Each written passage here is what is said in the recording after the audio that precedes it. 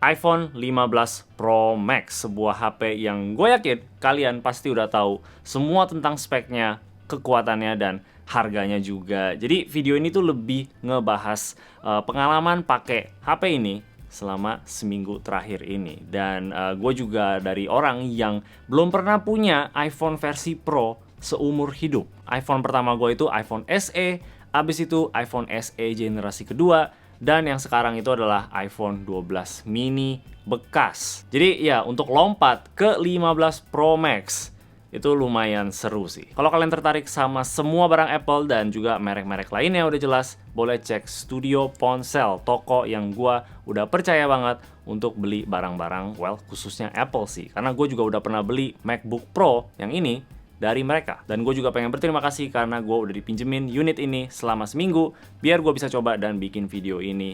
Karena jujur aja bakal susah untuk beli sendiri. Oke, pengen bilang aja kalau video ini tuh bukan kayak nge-review iPhone-nya itu seperti apa, karena ya ini udah cukup lama juga keluarnya ya. Semua reviewer udah lakuin review yang detail, yang bagus-bagus. Gue bakal kasih linknya di bawah. Tapi lebih ke pengalaman gue pribadi aja pakai belakangan ini selama seminggu. Dan gue juga orang yang bisa dibilang bukan Apple fanboy lah. Gua nggak selalu mengejar versi iPhone yang terbaru. Dan satu hal yang gua langsung rasain pertama kali gua pegang HP ini, itu HP-nya berat. Bentar. Titanium, gua tahu itu adalah bahan yang lebih ringan dibanding besi-besi yang lain.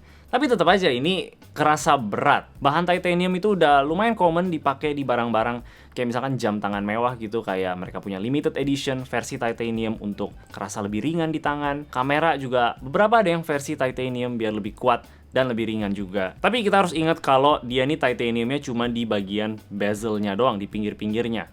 Di belakangnya itu masih full kaca. Jadi ya tetap aja kerasa berat sih menurut gua ya. Apalagi gua yang datang dari 12 mini. Jadi sebenarnya kurang adil sih untuk gua bilang kayak gitu ya. Kalau kalian datangnya itu dari 14 Pro Max, mungkin kalian bisa rasain ini lebih ringan sedikit. Dan lebih tepatnya sih perbedaan beratnya itu dibandingin iPhone 14 Pro Max, kalau gua Google, itu sekitar di 20 gram. Atau itu setara kayak 80 biji kopi. Yes, gua hitung dan gua timbang, gua nggak ada kerjaan. Dan semoga itu membantu kalian untuk ngebayangin 20 gram itu seperti apa. Tapi ya udah jelas, ujung-ujungnya kita bakal terbiasa sama beratnya. Dan sekarang sih gua udah nggak kerasa berat sama sekali. Bahkan kalau gua balik ke 12 mini, ini apaan ini? Kayak mainan wey. Jadi ya beratnya sih sama sekali nggak ada masalah buat gue sekarang. Itu cuman hal yang pertama kali gue notice aja, pertama kali gue ambil. Rasa HP ini di tangan itu enak sih. Gue bisa bilang kerasa premium ya. Gue suka belakangnya itu frosted glassnya, selalu cantik dilihat di mata. Gue dapat yang versi warna hitam di sini, dan untuk bezelnya sih banyak fingerprint ya. Kalau kita pegang-pegang itu bakal bercak-bercak di sana. Dan gue dengar-dengar iPhone yang sekarang juga dia ujungnya lebih di round off lagi, jadi dia nggak terlalu tajam-tajam kalau kita pegang di tangan, yang menurut gue sih enak juga. Tapi buat gue sih itu nggak bakal terlalu masalah, karena pada akhirnya kalau gue misalkan punya HP ini, gue bakal pakai casing juga. Jadi ya, tanda-tanda bukan orang kaya loh. Desain HP-nya masih sama kayak yang biasa kita tahu. Apple nggak terlalu sering berubah ya sama desainnya, yang gue tahu banyak orang yang sinis soal hal itu, kayak merasa oh Apple tuh nggak pernah berinovasi atau gimana lah. Tapi buat gue ya, gue nggak apa-apa sama hal itu gitu, selama desainnya masih cakep. Yang menurut gue desain Apple ini cakep kok dan enak di mata. Jadi ya kalau nggak diubah juga nggak apa-apa. Belakangan ini gue juga lagi suka jam tangan ya, dan gue juga bisa lihat jam tangan yang legend dari tahun-tahun lalu sampai sekarang.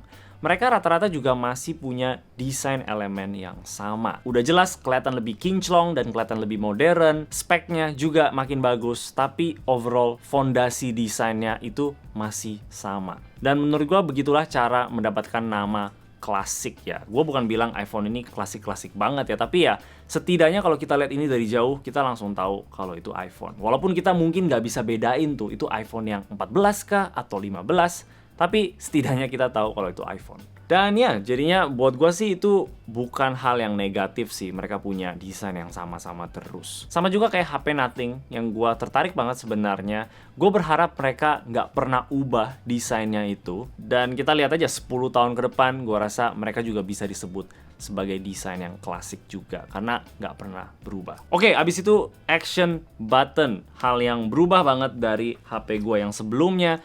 Yang jujur aja sih gue cuman pakainya itu sekitar kayak 2 hari pertama ya. Gue coba otak-atik sana situ. Tapi pada akhirnya gue balikin lagi ini untuk settingan silent ya. Sama kayak settingan yang dulu kan, switchnya ini untuk nge-silent HP-nya. Tapi menurut gue sih untuk orang yang suka nge-customize tombol-tombol kayak gitu, walaupun ini cuma satu tombol doang, ya mungkin bisa berguna sih. Mungkin ya. Dan kalau aja mereka bisa bikin kayak 1 klik itu apa, terus 2 klik itu yang lain, 3 klik itu yang lain lagi, itu bakal jadi lebih berguna sih menurut gua. Karena sekarang kita cuma bisa set 1 action doang, yang menurut gua agak sedikit limiting sih. Nah, untuk dynamic islandnya beneran biasa aja sih. Gua anggap itu sebagai notch yang sama kayak di 12 mini gua ini ya. Memang dia termasuk gede untuk standarnya mungkin orang-orang yang pakai Android yang udah cuman pinhole kayak gini doang, atau bahkan udah di belakang screen, gua nggak tahu juga. 12 mini gua ini bisa dibilang punya notch yang gede banget untuk HP zaman sekarang, dan itu sama sekali nggak mengganggu gua. Jadi ya buat gua sih ini nggak mengganggu sama sekali, jadi gua nggak ada komplain. Hal lain yang kerasa banget kalau kita lompat ke versi Pro ini itu adalah dia punya Pro Motion-nya atau 120 Hz layarnya. Dan ya, nggak bakal bohong, itu memang enak, bikin semua scrolling itu jadi kerasa lancar. Tapi ya sebenarnya 60 Hz di iPhone 12 mini gua ini juga nggak pernah ada masalah sih. Dia untungnya nggak pernah terlalu patah-patah banget. Mungkin kalau pas baterainya udah mulai sekarat, dia mulai agak sedikit patah-patah kalau kita lagi scroll sosial media gitu. Tapi untuk kegiatan sehari-hari, gua nggak pernah ada masalah sama layar 60 Hz ini. Dan itu datang dari gua yang pakai layar komputer di 240 Hz untuk main game. Jadi gua tahu betapa enaknya punya layar yang refresh rate-nya itu tinggi. Main game udah jelas bakal jauh lebih enak pakai HP yang ini, lebih gede juga layarnya kan. Sayangnya gua sama sekali nggak main game di HP, jadi gua nggak terlalu bisa bahas banyak soal itu. Tapi untuk kerjaan harian kayak lihat sosmed, balas chat, browsing, dan lain-lain, itu nggak butuh-butuh banget sih. 60 Hz kayak di iPhone 12 mini ini udah cukup menurut gua ya. Atau gua yang punya standar terlalu rendah ya, gue bingung juga sih. Nah, untuk baterainya sih menurut gue ini salah satu hal yang paling enak, apalagi datang dari HP yang ini ya, yang borosnya setengah mati. Ini harus dicas 2 kali gitu. Sedangkan ini dari pagi sampai subuh pun jam 1, jam 2 malam, baterainya masih kuat-kuat aja untuk pemakaian gua. Balik lagi, gua nggak main game, jadi gua nggak terlalu push banget HP ini sampai limit dia ya. Gue cuman kayak sosmed, balas chat, dan foto-foto pakai kamera RAW dan ProRes gue cobain semua, dan menurut gue baterainya kuat-kuat aja sih. Dan ngomong-ngomong soal baterai, colokannya kita semua tahu sekarang udah ganti ke USB-C akhirnya. Itu pun karena mereka terpaksa kalau nggak salah kan, karena di Eropa gitu harus pakai USB-C, dan jadinya agak kerasa mereka kayak terpaksa gitu. Ya udahlah USB-C aja gitu. Karena biasanya kalau Apple mau mengubah sesuatu ya, terutama hal-hal yang mereka udah telat lakuin, mereka bakal lakuin the Apple way gitu. Sedangkan USB-C-nya ini itu nggak kerasa sama sekali the Apple way-nya kayak gimana. Jadi ya menurut gua sih ya biasa aja sih. Bagus udah ganti USB-C, tapi ya bukan sesuatu yang kita bisa excited banget. Bisa colok ke aksesoris lain kayak misalkan external SSD, ya itu menurut gua lumayan lah. Tapi sisanya sih ya ini cuma USB-C biasa aja. Tapi walaupun semua hal itu bagus kayak USB-C, layarnya enak, titanium, action button, satu hal yang bikin gua bener-bener suka banget pakai ini selama seminggu, yaitu adalah kameranya. Dan sebagai orang yang hobi foto, ini beneran pertama kalinya gue jatuh cinta banget sama kamera dari HP. Gue emang sadar HP-HP flagship, terutama kayak iPhone Pro kayak gini, pasti punya kamera yang bagus ya. Cuman entah kenapa gue selalu anggap remeh gitu, karena mungkin gue juga lebih sukanya foto pakai kamera beneran ya. Dan selalu merasa kamera HP ya untuk harian aja, foto apa kayak foto keluarga, foto grup rame-rame sama temen, bukan sesuatu yang bakal gua kayak bener-bener pakai untuk foto serius gua edit dan lain-lain. Gue bisa rela untuk bawa kamera yang sedikit berat untuk dapetin rasa satisfying-nya itu loh, kayak angkat ke mata untuk lihat komposisinya itu jauh lebih enak dibanding kita kayak foto pakai HP kayak gini. Dan pengen bilang aja soal satu hal ya, gue nggak terlalu peduli sama ketajaman foto, jadi gue nggak bakal kasih kalian kayak perbandingan antara HP yang ini lawan yang 14 Pro kayak gitu, karena ya satu gue juga nggak punya 14 Pro-nya. Ya tiap orang memang beda-beda, tapi ya buat gue sih ketajaman itu bukan sesuatu yang gue cari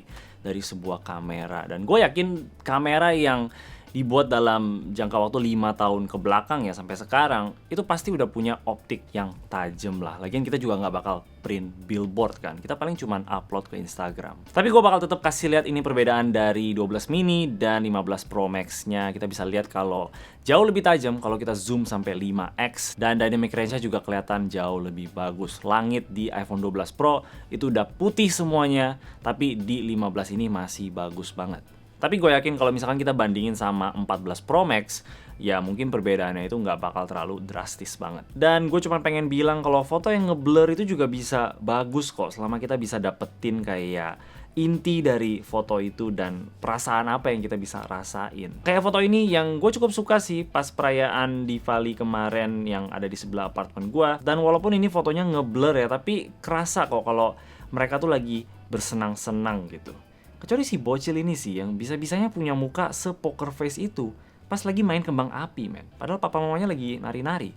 Tapi overall, foto yang gua suka. Gua edit semua foto-foto ini. Gua cobain foto RAW, dan untuk foto RAW itu memang dibuat untuk kita-kita yang suka ngedit biar bisa ada kebebasan mau warnain fotonya itu kayak gimana. Dan gue bisa bilang sebagai orang yang selalu edit-edit foto RAW, kamera full frame lah, atau kamera Fuji kayak gini yang gue lagi pakai sekarang, file foto RAW dari iPhone ini itu bagus banget hasilnya dan nyaman untuk dipakai edit. Dynamic range-nya juga lumayan banget loh. Kita bisa naikin shadow-nya ini tanpa kekurangan detail atau tanpa ngerusak fotonya. Gue juga suka sama 5x telefoto ini yang bisa kasih kita kayak komposisi baru gitu untuk foto-foto yang mungkin nggak dapet di kamera digital gua ya, karena untuk dapetin lensa di 120mm untuk kamera digital itu lumayan mahal. Dan ya gue jadinya sering banget sih mainin 5x telefoto ini, dan overall gua kagum sama hasilnya. Dan dia punya in-body stabilization-nya juga kerasa banget, kayak wow, nggak getar gitu. Ada juga bagian portrait mode yang sekali dia ngedetect ada orang atau ada binatang juga bisa, dia bakal bisa bikin backgroundnya itu langsung ngeblur. Yang jujur gue pribadi sih nggak bakal pernah pakai ya, karena gue nggak terlalu suka foto-foto yang ngeblur gitu. Tapi untuk orang yang suka ya oke lah, ada pilihan untuk pakai kalau mau. Dan nggak sempurna juga, gue ada cobain di kucing gitu, dan fokusnya nggak dapet. Ada yang dapet, ada yang enggak. Untuk bokeh naturalnya sih gue cukup suka sih, kayak lumayan bagus ya untuk sensor yang kecil kayak gini. Gue udah bandingin sebelah-sebelahan sama kamera pocket digital gue ini yang punya sensornya itu crop sensor dan lensanya itu di 28mm. Dan ya hasilnya itu mirip banget. Gue cukup kaget, bikin gue kayak ngerasa gue nggak usah bawa-bawa ini lagi kalau misalkan gue udah punya HP ini. Bisa dilihat kalau yang digital kamera ini tuh lebih bagus aja bokehnya, kayak lebih halus gitu. Tapi itu pun kalau kita ngezoom sampai detail banget. Kalau kita cuma liatin fotonya secara langsung doang, ya itu kelihatan udah bagus banget. Hal lain yang gue kagum itu sama videonya juga. Gue juga merasa video itu memang selalu bagus ya di iPhone ya, kerasa kayak lebih natural aja. Dan sekarang kita udah bisa rekam ProRes log, jadi lebih profesional gitulah. Tapi menurut gue sih ini lebih untuk ke orang-orang harian yang pengen coba apa sih rekam log itu kayak gimana gitu. Karena orang profesional ya udah tahu log itu seperti apa, dan bisa jadi mereka bakal tetap pilih shoot di kamera dibanding pakai iPhone. Tapi setelah coba, menurut gue ini tetap satu hal yang enak aja sih ya untuk dieksperimen. Yes, kita memang dapetin hasil yang gak ada kontrasnya dan kita harus edit lagi. Dan untuk orang-orang yang males ngedit, ini bakal fitur yang gak bakal dipakai sama mereka. Tapi gue ada coba ya langsung edit di dalam aplikasi fotonya sendiri, dan ternyata hasilnya lumayan loh. Mungkin agak kotor aja di bagian shadow-shadownya sini ya, kita bisa lihat udah mulai rusak-rusak filenya. Dan kita juga nggak terlalu fleksibel kalau mau atur warnanya, cuman tint sama temperature doang. Tapi kalau pengen edit cepet, kebelet gitu, tinggal set, kelar. Dan hasilnya lumayan bagus. Gua nggak jago-jago banget dalam color grade kayak gitu, tapi gua udah lihat beberapa banyak juga sih content creator lain yang bikin footage-nya itu jadi kelihatan bagus banget warnanya dan terlihat kayak direkam pakai kamera profesional. Tapi gue yakin semua HP flagship, gue rasa mereka bakal punya kamera yang bagus kok overall ya. Gue cuman kebetulan baru cobain yang iPhone ini aja dan sejauh ini suka. Tapi gue nggak bakal munafik ya. Walaupun gue tuh orang yang nggak terlalu pilih-pilih gue harus pakai HP apa. Gue masih pakai HP OnePlus 6T dari tahun 2018 dan iPhone 12 mini ini. Kalau untuk masalah kamera, gue hampir selalu pilih untuk pakai yang iPhone dibanding Android. Walaupun Androidnya bagus gitu, gua entah kenapa lebih srek aja sama prosesnya foto pakai iPhone, maupun itu kayak IG story atau nge-TikTok atau cuman foto jepret-jepret biasa. Overall secara pengalaman sih pakai iPhone menurut gue lebih enak. Kalau mau ngomongin soal kayak hasil kayak ketajaman, balik lagi gue nggak peduli sama ketajaman ya. Ya gue yakin HP kayak Samsung atau Android yang lain ada aja yang lebih tajam dibanding iPhone. Jadi untuk orang yang hobi foto dan kebetulan foto-fotonya itu bukan yang serius-serius amat, bukan foto wedding atau foto portrait orang gitu. Gue lebih yang foto hal random. Kalian bisa cek Instagram gue ini Ocha Timothy kalau kalian tertarik sama page gue yang foto-foto doang. Gue puas banget sama hasil dari Pro Max ini. Sayangnya sih yang Pro biasa, 15 Pro biasa itu nggak ada 5x telephoto. Jadi cuman di seri Pro Max doang. Dan satu hal yang mungkin gua nggak suka itu adalah settingan kameranya itu. Kalau misalkan kita pengen shoot di log atau pengen foto raw, itu kita harus gali di settings yang terkadang agak sedikit membingungkan yang mana ya. Dan ya menurut gua itu agak sedikit menyebalkan aja dari sistem kameranya si iPhone ini. Tapi kurang lebih kayak gitulah cobain si iPhone Pro Max ini ya. Dan gak bakal bohong sih, serasa kayak orang kaya loh. Dan by the way, gue juga dipinjemin ini sebenarnya Apple Watch yang versi Ultra ya. Yang awal gue rencana untuk bikin video terpisah karena gue penasaran juga, pengen tes kan ya. Tapi pendapat gue itu masih sama persis kayak video ini yang gue udah buat kapanan itu soal Apple Watch pertama gue ya. Ini bedanya cuma lebih besar aja, layarnya lebih terang, baterainya lebih irit, dan dia bahannya titanium, jadi lebih keren. Itu doang. Jadi gue decide untuk nggak bikin videonya. Jadi apakah gue bakal beli iPhone 15 Pro Max ini? Ya jujur aja enggak sih. Gue dari awal udah tahu kalau gue nggak bakal beli ini ya. Walaupun gue selama ini pakai suka-suka aja, tapi gue nggak bisa justify harganya itu loh. Dan kalau misalkan gue dipaksa harus beli pun, kayaknya gue bakal pilih yang versi 15 biasa atau mungkin yang 15 Pro biasa. Untuk pengalaman lompat dari 12 mini ke 15 Pro Max ini apakah indah? Ya udah jelas indah lah. Apalagi gue nggak perlu bayar sama HP ini. Tinggal dipinjemin dan gue coba pakai. Kameranya ini yang gue bakal kangen banget kalau gue udah balikin ini HP ya. Tapi ya gue masih bisa pakai kamera gua yang satu ini juga sih, nggak masalah. Jadi kayak gitulah dari gua soal si iPhone ini. Kasih tau gua, apakah kalian bakal beli juga? Atau mungkin kalian udah nonton video ini, pakai kalian punya Pro Max? Coba tulis di komentar di bawah. Dan kalau kalian suka sama video ini, boleh kasih like dan juga subscribe. Thank you. Bye-bye.